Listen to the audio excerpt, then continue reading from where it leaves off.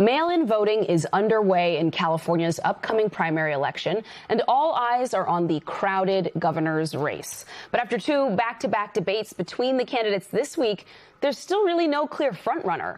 And as one recent poll laid out, Republican candidate Steve Hilton and Democratic candidate Tom Steyer are just 1 percentage point apart, with others trailing not too far behind them. Our next guest is one of the other Democratic candidates vying to be the Golden State's next governor. Joining us now, former Congresswoman Katie Porter. Katie, it's good to have you on the show. Thank you for joining us. So look, as I just laid out there, you're running in this incredibly crowded race with a message that's focused on issues of affordability, lowering housing costs, providing free childcare for all, tuition-free college, and more.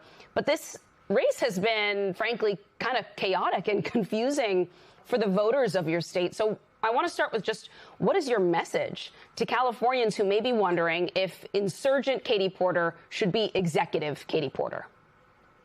So I have spent my entire career working on affordability. It was true not just during my time in Congress, where I fought for and won things like free COVID testing for every American, held pharmaceutical executives to account for price gouging, but also the work I did statewide here in California, running our state's foreclosure prevention, eviction prevention program under then Attorney General Kamala Harris.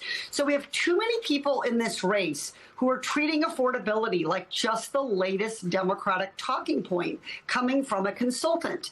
I just don't think a billionaire can understand what it is like to be raising 3 kids here as a single parent like I am, to be pushing a shopping cart, to be staring down $5 and $6 gas when you're driving a minivan with 180,000 miles on it. Like, Democrats need to do more than talk about affordability. We need to have credibility about how hard it is to make ends meet. To that point, you've talked about affordability, you've talked about lowering costs. Democrats are traditionally very pro-union. Unions are an important part of the coalition. And they're also, right now, in favor of lowering costs, of increasing affordability. And many times those objectives are aligned. Sometimes they are in tension, though, as you seem to acknowledge last night in a panel about housing. Let's take a listen. I was the only one who said, I'm not doing skilled and trained in full today for residential housing because it's going to drive up the cost. And I took the heat from labor. I stood up to labor. I'm wondering if you can elaborate on that, on how your party, other folks who maybe have views similar to yours, should be navigating these kinds of issues when, again, there may be tensions between proposals that could improve affordability and things that organized labor, particularly, desire for higher wages, might be asking. So I've been really proud to have strong labor support in this race, in all of my races.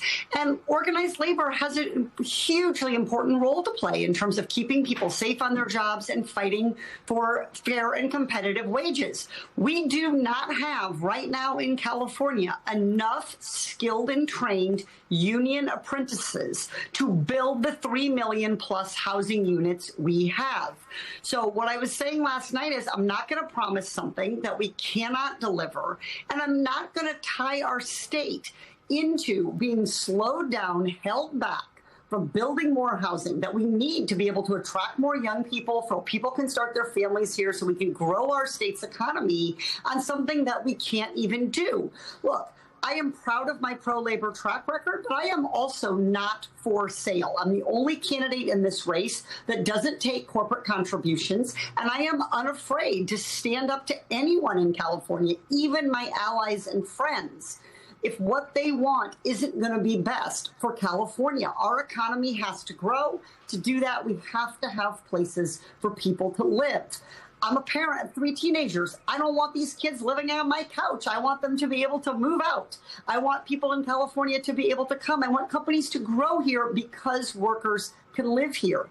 You can't tackle affordability when housing is the biggest component of it by driving up the cost of housing. And Ezra Klein in that forum pressed Javier Becerra on that. How are you going to bring down housing costs when you're committing to making housing more expensive? And he had no answer. And that is what the status quo in California has represented. And it's why we haven't been able to bring down costs.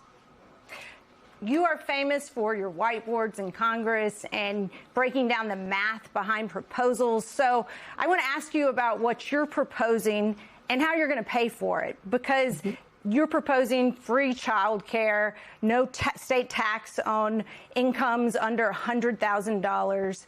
You are going to enact a higher corporate tax, too, and 2 years of free tuition. How do you pay for it all? Because in those Nordic states, they do have a high tax rate, and ordinary workers are paying into the system, too. And right now, California is in a budget crisis and running a deficit of, I believe, around 20 to 30 billion a year. So how do you pay for it if you have corporations already leaving California under the current tax regime?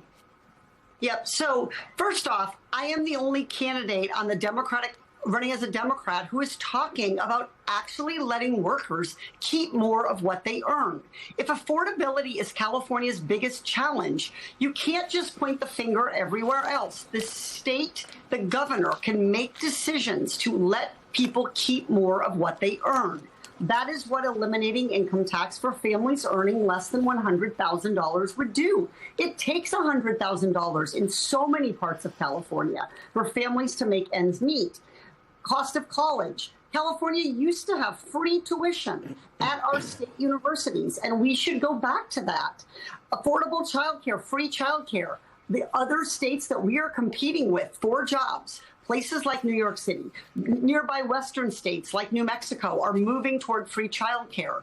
So my corporate tax proposal would more than pay for both a tuition-free college degree for every single Californian at the best state university system in the United States, and also pay for eliminating income taxes on those who are already struggling to make ends meet here.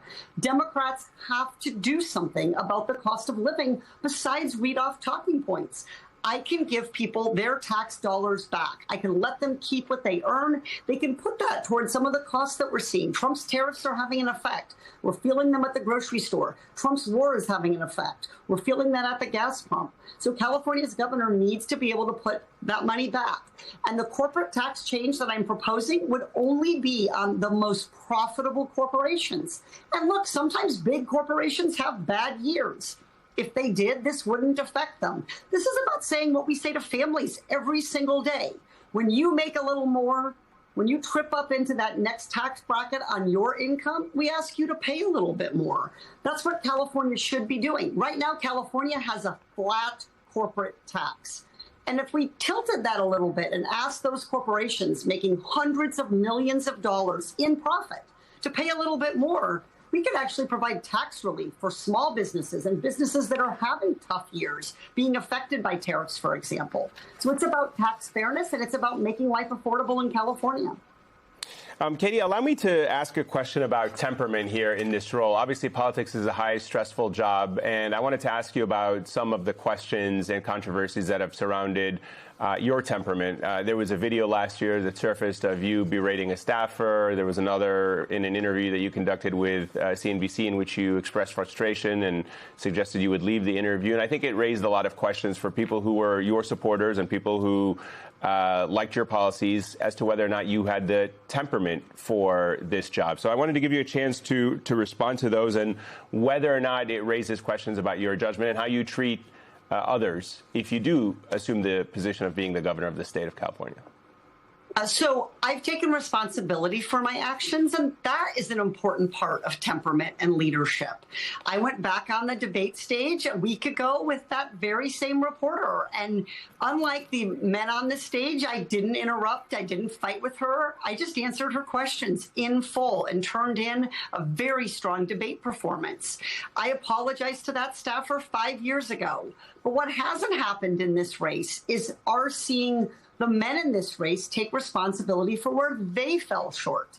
The New York Times reported that Mr. Becerra, Javier Becerra, would berate his staffers, that's the exact word that was used, and tell them that they needed to treat children like assembly lines and find them places to go, regardless of the risk of them being trafficked into child labor. When asked about that, he gives essentially the same response that Eric Swalwell gave when he was asked about sexual harassment and sleeping with staffers, which is to say it's a MAGA talking point. So part of temperament is acknowledging when you fall short. Part of temperament is doing better, and showing people that. I think that our leaders are going to have good days and bad days. Everyone does. I think every voter has had good days and bad days. But what I've really demonstrated is a willingness to own things when I've fallen short and a track record over a long period of doing better. I haven't seen that from Javier Becerra, and I think it's concerning, especially when he's implicated right now in a federal corruption scandal. Do you think you're being held to a different standard?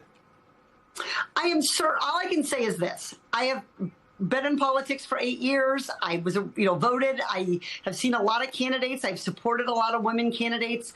And it's hard to think of a time that we haven't heard this fundamental sort of likability factor come up with regard to women. I would like to be judged on my policies and on what I'll do for California and on my track record. And I think that is what I'm asking voters to do in this moment. I've taken accountability and I've offered them the opportunity to live in a better, brighter California. And as a mom, as a voter, that's absolutely what I want for California. And that's why I'm in this race. Katie Porter, thanks so much for your time. Wish we had more time to talk about some of those policies and some of the math there. Really appreciate it. Thank you.